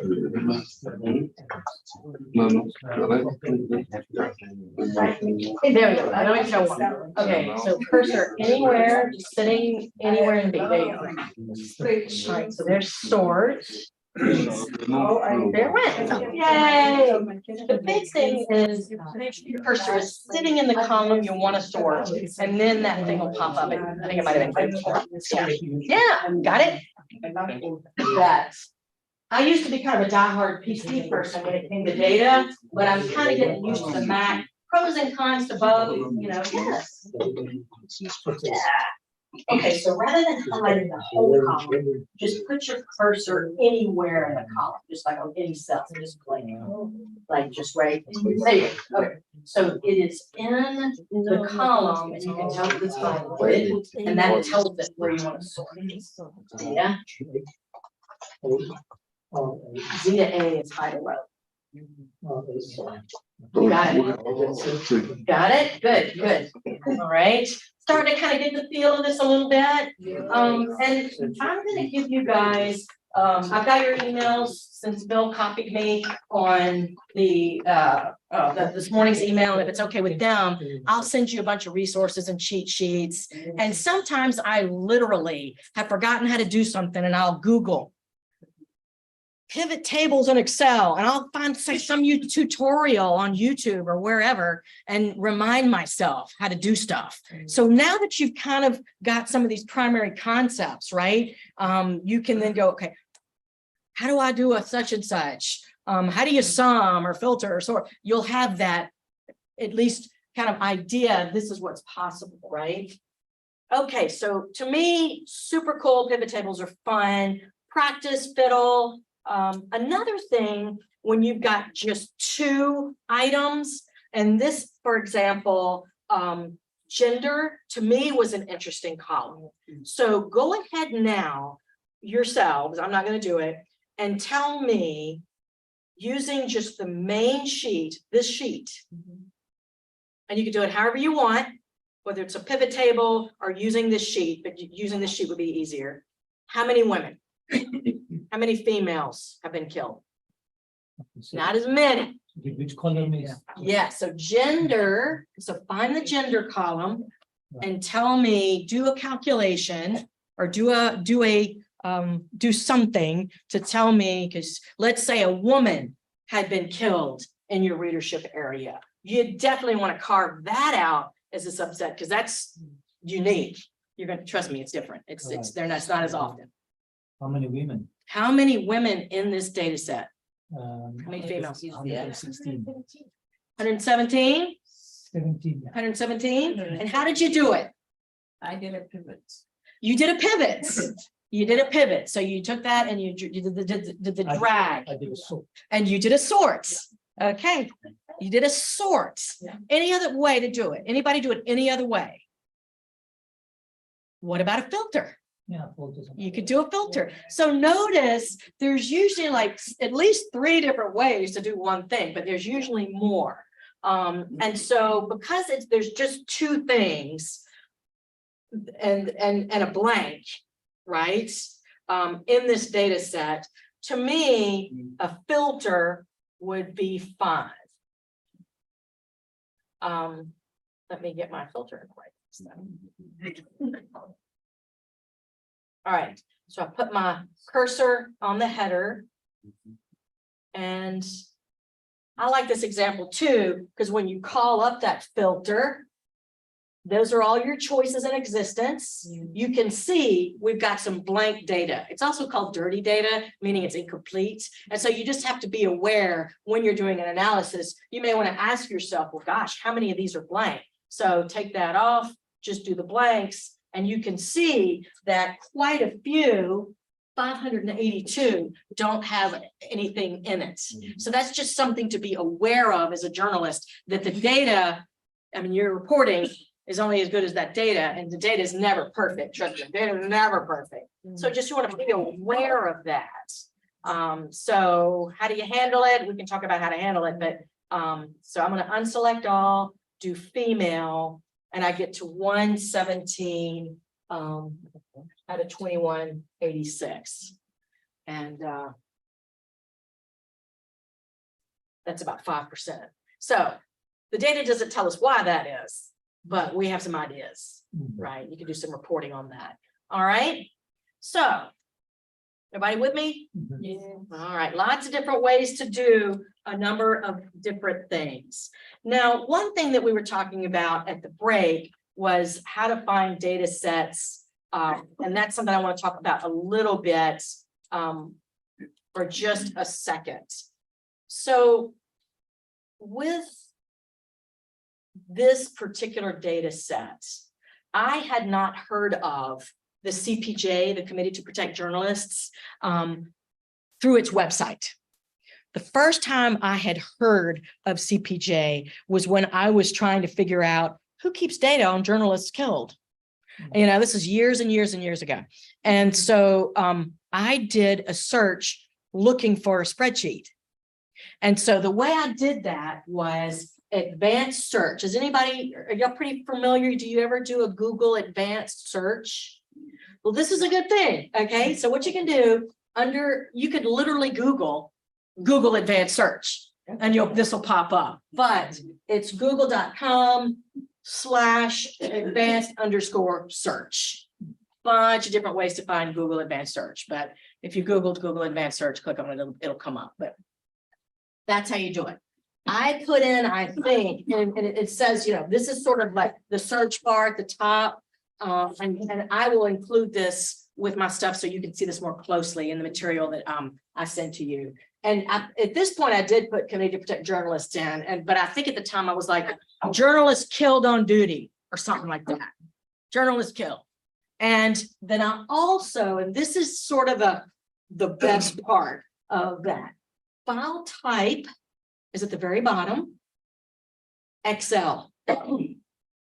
So you can just search the web for Excel or PowerPoint or whatever. It's amazing what people put up here on PowerPoint. Other thing you could do is you could do, you know, journalists killed, and then right after it, you could write file type : XLS. And you're just looking for spreadsheets. I think that's very cool because I'm always looking for data, right? Okay, so let's talk a little bit more about finding data, because that can be the biggest. How do you find data? How do you find data? Well, health data is going to be readily available through things like, oh, and I deleted them, but the World Bank, the World Health Organization, other places you guys can think of, the UN. And there's lots of cool stuff where you can download and do things like life expectancy, infant mortality, maternal mortality, a jillion different measures. So that's some great health data that you can download and use. And I wanted to show you, let me grab my slide here. Okay, there's Chris. The other thing that we do a lot, and I've talked about make your own coming right out of the gates. With the Washington Post, the police don't keep the data or release the data on how many citizens they kill, right? So the Post made their own. So think about how you might make your own spreadsheets. It's time consuming, but you could update it every year and keep it there for your use. And one of my favorite examples, and I hope this will have you thinking about things that might work back home, but this guy was an ABC News reporter named Mark Knoller, who became very famous when he started keeping every time the president of the United States left Washington, D.C., wheels up on Air Force One. Where are they going? What are they doing? And so every row in the spreadsheet that Mark Knoller made is when the president leaves the White House. Now he's part of the White House press corps. And so if you think about, God, like 100 reporters, how do you stand out among 100 reporters covering, you know, something like a president of a country? It's hard to stand out. Mark Knoller did it by data. And so he just very patiently kept the spreadsheet. He's been around forever. He kept it for Clinton, President Clinton, and the two President Bushes. And they would track how many times the president went anywhere. And so this was a story that I just grabbed off the New York Times. The venerable New York Times uses Mark Knoller from ABC News as a source. They're using his data and crediting him. It's like, whoa, he kicked their butts, right? They got to quote another journalist, but they did it because it's cool. And so what happened in this particular example was when President Obama was running for re-election, the Republicans said, not fair. He gets to use Air Force One to travel to all the swing states. And even though he's on, presidential business, he's doing fundraisers, he's going to some rallies, he's got a town hall, campaigning. Excellent. So the Republicans are just not fair, not fair. Well, instead of just doing, as you can see, a he said, she said, or a they said, because when a Republican president is in office, they do the exact same thing, and then the Democrats are complaining. So let's do better than just writing the story that has the other side complaining. How many times did they go, right, and be able to say? And what Mark Knoller was able to say was every president's done it for the last 30 years. And so that story is what the New York Times did using Mark Knoller's handmade spreadsheet. So you might think of a way to build spreadsheets to do simple counts and summing and stuff like that, and do that contextual story that beats everybody. Another thing that he did with it, because the data is just fun, is that there's a big thing about, oh, well, President Obama's on the golf course all the time. Well, there was a column in Mark Knoller's data that was like, where'd they go, what'd they do? And there was a golf was included. So he was able to write, and he tweeted that by his count, this is only the first time President Obama, he did 320 rounds of golf. And so then you can say, well, how about Trump? How about Bush and the other Bush and Clinton and all that? And so a lot of different ways to write several stories using the same data set. To me, that's a fun one. Are you familiar? This one's real famous with Spotlight, the investigative unit out of the Boston Globe. And the movie that he made. Familiar with the movie? Yes, great. Familiar? Okay, if you haven't seen it, this won the Oscar for Best Picture in the US. And it was a film recreation, dramatization of the Spotlight Boston Globe team that did really one of the most famous data-driven stories, as you see here, where they were able to win a Pulitzer Prize and then have a movie made about them relating to the systemic child abuse by Catholic priests. And they actually show you spreadsheets in the movie, and you could see me sitting there going, there's an Excel spreadsheet, there's a spreadsheet, because they showed how to make the spreadsheet. And these guys are so generous. Data reporters, I have found, and Bill mentioned this earlier, it's a group called Investigative Reporters and Editors, IRE, and I'll send you that link. There's a bunch of tip sheets and a bunch of cool stuff on there. I teach for them. And so these data journalists also are at the annual conference that I go to. I did not know them at all. I'm like, ooh, y'all are awesome. But I emailed them one day and said, can I have that spreadsheet that I saw in the movie? And that was at like noon. I had the spreadsheet in my email box by 5 p.m. There you go. Wow. People are good. Journalists want to help each other. And so then we were able to teach our students, watch this movie, it's so inspiring. Journalist is hero, right? And then this was what we call the money column. Was the abuse acknowledged by the Archdiocese? No, but they were able to. Here's the first name and the last name of the priest and what happened. Accusation settled, accused in a lawsuit. They died before anything could happen. Accused. But they built this spreadsheet themselves using isolated reports, interviews. And if you've seen the movie, and I think at least one of you has, the directories every year, where are the priests? And they were able to track when priests were leaving their particular parish. And what they were able to uncover was there would be an accusation, and then they'd move the priest, and they'd do it again, and they'd move them and do it again. And so anyway, watch the film. So that's a real famous one. It's a make your own example. And this is one that I just like to show my students. And this is, forgive me, it's very US centric, but a lot of controversy about American football and the idea that our guys get concussions when they're playing.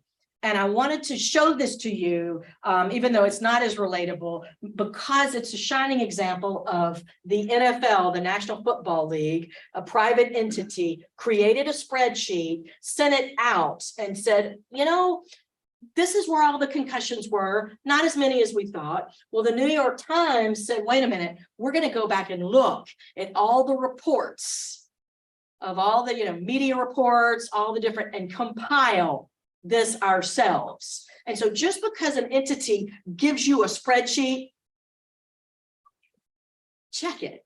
If you're not sure, it's not just because it's a spreadsheet doesn't mean that it's automatically correct. You've got people who, it's almost like that misleading press release, right? That leaves out the news and gives you some fluff in data form. And so they analyzed it. And my lesson that I always tell my students is, be careful. What is the NFL's agenda to minimize the concussion story?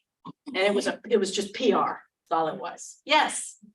It's relatable because remember there's a story based on the Will Smith story, concussion.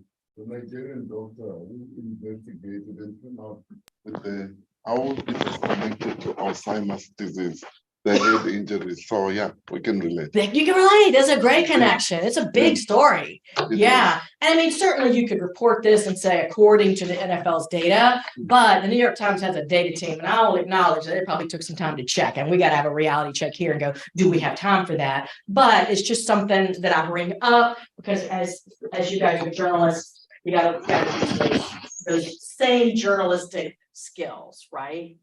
Okay, so I want to show you IRE.org. Lots of cool information on here. Oh, they want me to do my login. Be a member. I have it set. But you don't have to be a member. It just knows that I am, so it asks for my stuff. But I wanted to point out a couple of opportunities to you. There's a ton of training. There are a lot of resources that you can look at under IRE.org. They do train internationally. I use all of their techniques because even though I was self-taught initially, I was lucky enough to be able to go to Columbia, Missouri and get trained up by these guys. And so I'm able to teach their methods to our students and anybody else who wants it. But using their techniques, I want to point out that a lot of their if this like really speaks to your soul and you want to take it a step further, there's fellowships and scholarships, and there are online training opportunities. And so you can look at what's available and you can get a fellowship or a scholarship. They have a couple of really cool fellowships for educators and journalists of color. They've got different kinds of basic data journalism and then more advanced stuff. So if you decide that you want to, oh, here it is, try to get more training, the beauty of it is so much of it is online. And you can also reach out to them and ask them to do special training. If you've got an organization back home that folks are belonging to, they will often do specialized training for you. I will too. Pardon? Yes, perfect. We literally asked them to do that. Yeah. Yeah. Yeah. They would say they'd be okay to do that for free or? Yeah, I'm sure they would. Yeah. Yeah. And if when you call them, they're wonderful folks. Tell them you were here and that you got trained by me because they train me and I train at their conferences, and they might refer you to a working journalist or a professor And they may even refer you back to me, in which case I'm glad to do another online session for your group later on down the road. So, yeah, but I'll Yes. contact them. Definitely. absolutely, yeah, but this is kind of ground zero for us in terms of training. There are some European examples. I'm sure there are consortiums that you can find that specialize just in data. Now, because it's 11, I'm not gonna get into too much. We need to be done at 11:15, Bill. Okay, so I'm gonna do just a demo and I'm gonna give you these formulas and let you play, and feel free to either watch or move along with me. But if you want, go ahead and open the budget. And I'm gonna go a little bit faster just in the interest of time. But this is what we call city budget. I wanted to show you just a few more examples of really simple formulas, because most any beat that you're on, if you're able to follow the money, you want to get the budget if it's possible. And you might be covering a nonprofit or something that is not a government entity. But one of my first questions is, can you get a budget? How realistic is this for you guys, do you think? Do you work with budgets very often? Okay, so it's pretty realistic. I have trained journalists in other parts of the world who say, I'll never get a budget from my government entity. But some places you can, and definitely any entity that you're covering. And so this would be, and I'm not wild about this year and next year. This is just a training spreadsheet. So I would make sure that I knew this was like 2022 and 2023, right? Because I don't want to be like looking back on this in 3 or 4 years going, which year was that? So you want to be as clear as you can. And so you've got the budget for last year, the budget for this year, and you want to calculate the difference. All right. So the way you would do that is just beyond simple, right? The change, the difference or the change. And how would you do that? So it's C2 minus B2. You got it. So what you're doing is you're taking the new and then subtracting the old to get the change or the difference, right? Okay. Yeah. So there's the difference, 567,000 just for the police. So you copy that formula down, double click. Now notice, don't freak out when you see these little number things. I did the first time I saw like, what happened? It's just you need to make your column a little bigger. Okay. So that's, you can also drag the formula all the way down. And the formula is equals C2 minus B2. You're just calculating the difference, the change. Okay, equals C2 minus B2, the new minus the old. And there are a few little spaces here, and because there's some stuff missing, I'll cut that out, but that's the gist. And so you can see quite a bit of difference. It's $4 million difference in expenditures. All right, then you see the revenues, they're supposed to balance. So you got the difference. Yes, equals C2 minus B2, and then copy it down. Now, this is helpful, but to me, percentages would be easier for readers. You know, our readers might get a little lazy. They need to know a percentage, right? You're with me, everybody? My machine is acting up.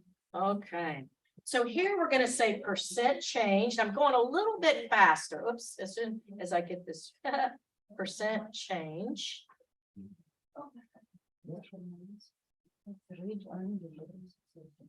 Do a save as. And feel free to just watch as a demo, and I will give you these formulas as well. And I'll also send you the spreadsheet already filled out, so you'll have the formulas in them. Okay, that will be, I think, maybe helpful as well. So let's look at percent change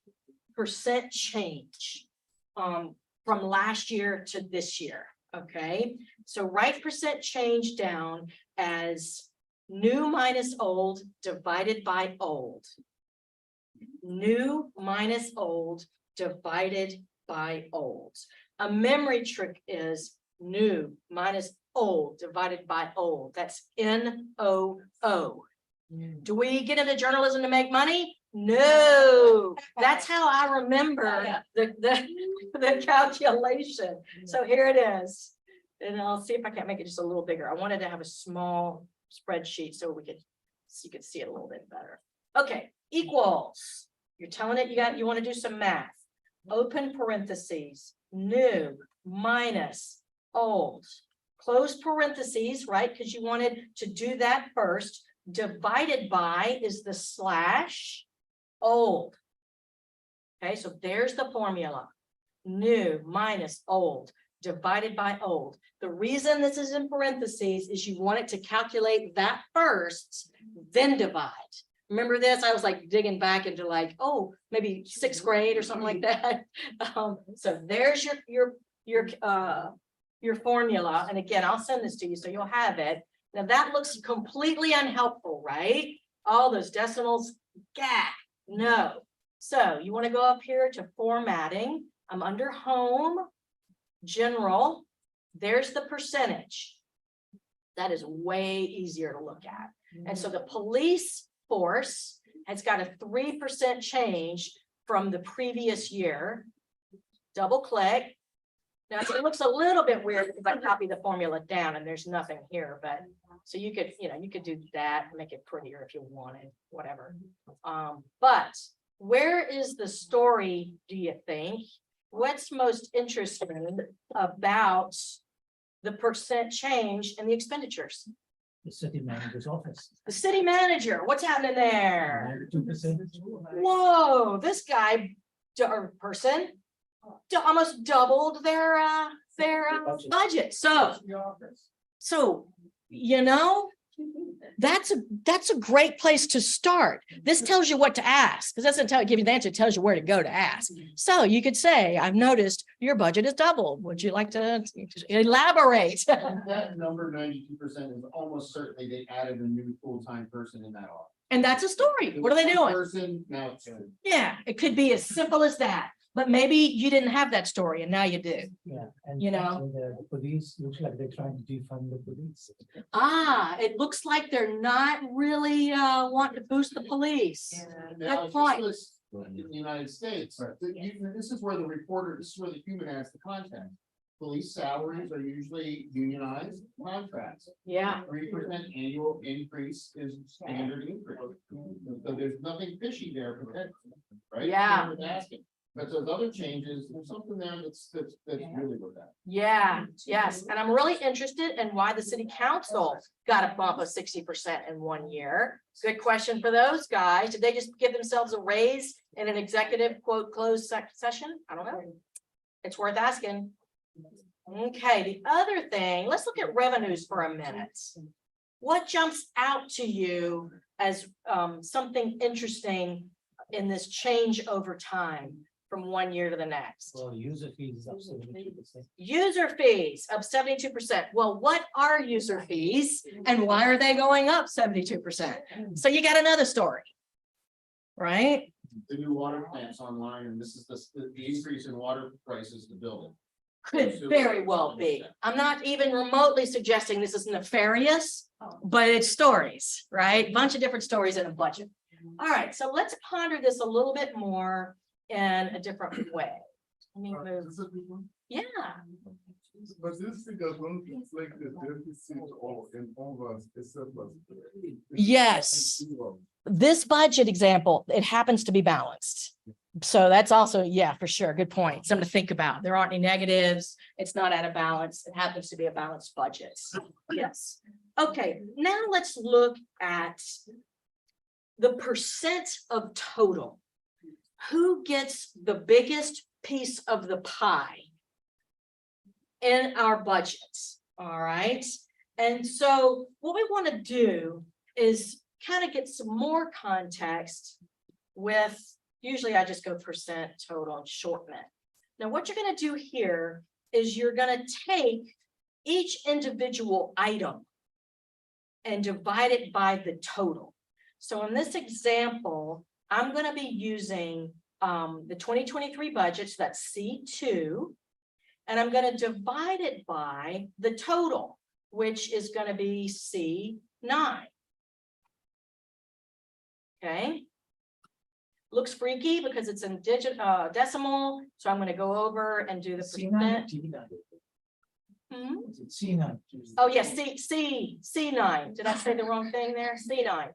Yes, so the formula is equals C2 divided by C9. That is the first item divided by the total. Okay, the first item divided by the total expenditures. You try to determine what to get. Yes, so we're gonna try to get the percent of total. So the police force takes up Okay. 40% of the budget. And maybe that's why they only got a 3% raise with the police union. We don't know. But that's a pretty big chunk. And I think pretty instructive. Now, if you double click down or drag it down, either way, but double click's usually better. Notice how it starts freaking out with these errors. And so what we need to do is anchor our formula, because what has happened is when you're copying down the formula, it's very literal. So what it did here with this formula was it did C2 divided by C9. Then when we copied it down, it went C3 and went to C10.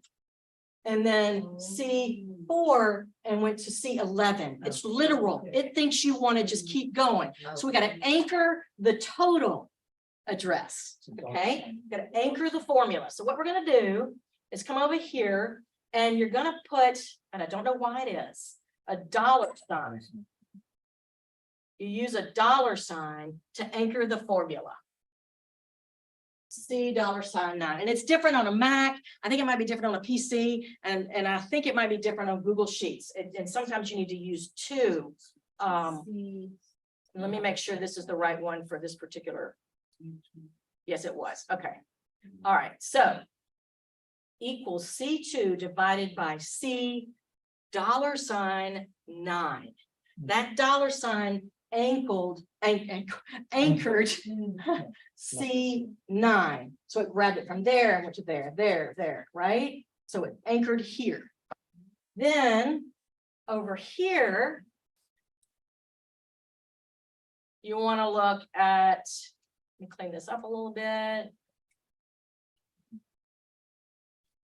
Now here, this is a little bit weird. We got to look and go, okay, the new anchor is C19. There's the total of revenues. So let's tweak this here. That is going to be C14 anchored with C19. See where I'm going? Does this make sense? Yeah. Good. Going a little faster. Okay, so it's anchored. And then the correct percentage, you see, so for this year, you have to anchor it with C9. C19. Okay. All right. So you had to anchor the formula to be on the total expenditures. So percent of total, cops are getting 40%. Maybe the manager is going to say, hey, you know, I'm still only 3% of the total budget. Give me a break. I need to hire another person.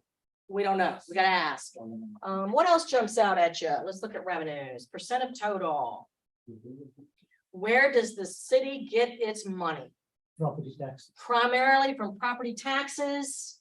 It really just depends. And then now they might say, oh, that the user fees, you know, let's hello there.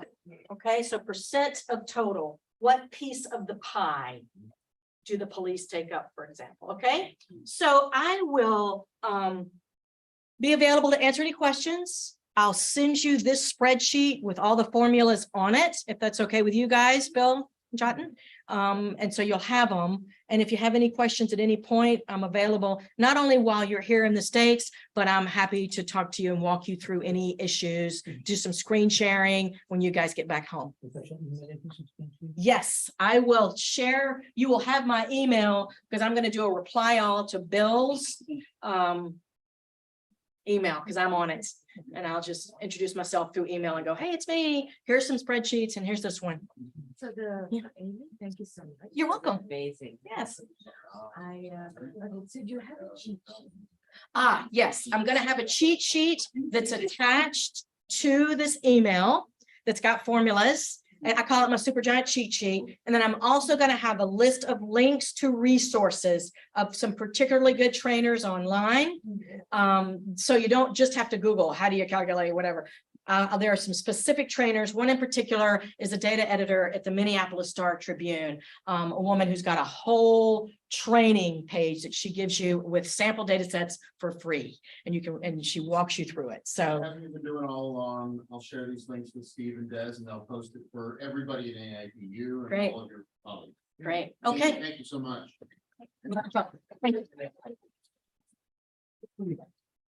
All right, everybody. So, in about 15 minutes downstairs.